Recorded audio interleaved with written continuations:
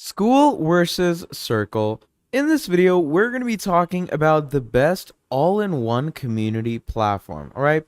So basically, Skool and community is an incredible thing that works together. Okay, because Skool allows you to create this whole group, this whole community, and then you can go ahead and sell courses in that community. All right.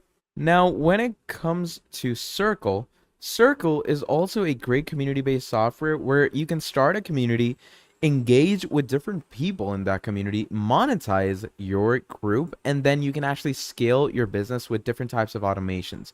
Now, when it comes to interface and features, I would definitely say Circle is the better platform because just look at it. It's just much better and it gives you a wide variety of things to do. But when it comes to Skool, the ease of use that it brings you when it comes to creating courses and giving out memberships is amazing. And the best part about Skool is that it's totally free. Okay, that's the best part. Circle, on the other hand, is paid. Okay, you can't just start totally for free. There is a pricing plan that you have to go through, and it's a pretty pricey thing. For professional, you have $99. $219 for business and $399 for enterprise. So it's decently pricey, okay?